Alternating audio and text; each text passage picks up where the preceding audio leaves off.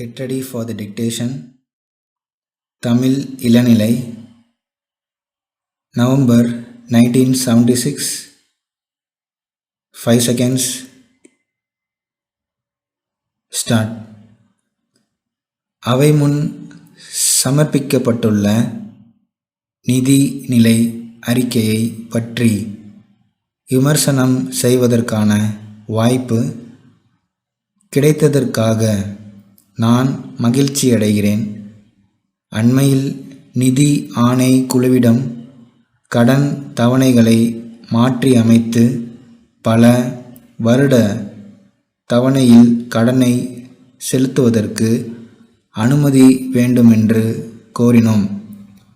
சட்டமன்றத்திலும் கட்சி வித்தியாசமின்றி எல்லா கட்சிகளும் ஏகமனதாக அவ்வாறு கூறியிருந்தோம்.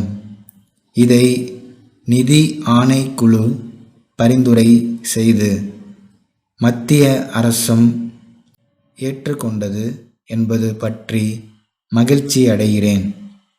நமது மாநிலத்தை பொறுத்தவரையில் நாம் பெரும்பாலும் விவசாயத்தை நம்பி வாழ்கிறோம். சில வருடங்களாகத்தான் தொழில் துறையிலும் முன்னேறி வர ஆரம்பித்திருக்கிறோம். அனைத்திந்தியாவில் தொழில் துறையில் நமது மாநிலம் 3வது இடத்தை வகிக்கிறதென்று சொல்லப்படுகிறது. ஆனால் மிக அடிப்படை தொழிலான வேளாண்மையில் எந்தவித குறையும் ஏற்படாமல் கவனித்து கொள்ள வேண்டும். அண்மையில் ஏற்பட்டு வரும் குறைகள் நமது வேளாண்மை துறையை பாதித்து விடுமோ என்று பயப்படுகிறேன். இப்போது உணவு உற்பத்தியை பொறுத்தவரையில் நாம் உபரி மாநிலமாக ஆகிக் கொண்டிருக்கிறோம். இப்போது எடுத்திருக்கும் நடவடிக்கை அந்த உபரியை இல்லாமல் ஆக்கிவிடுமோ என்று பயப்படுகிறேன். கடந்த ஆண்டு விவசாயிகளுக்கு உரமும் பூச்சிக்கொல்லி மருந்தும் கிடைக்கவில்லை. இந்த நிலைமை நீடித்தால் நம் மாநிலம் 2 ஆண்டுகளில் பற்றாக்குறை மாநிலமாக மாறி விடுமென்று எச்சரிக்க விரும்புகிறேன். சிறிது காலமாக தொழில்களை தேசியமயமாக்குவதில் இதர மாநில அரசுகளையும் மத்திய அரசையும் விட நமது மாநிலம் முதலில் நிற்கிறது. தேசியமயமாக்குவது நல்லதுதான். ஆனால் அதற்கு வேண்டிய பாதுகாப்புகளை நாம் செய்யவில்லை.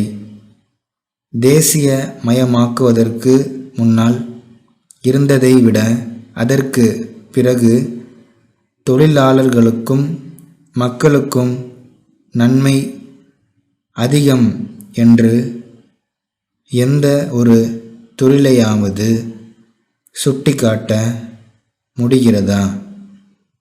முன்பு இருந்ததை விட இப்போது வேலை நிறுத்தங்கள் அதிகமாகி இருக்கின்றன. பொருள் திருட்டு போவது அதிகமாகி இருக்கிறது.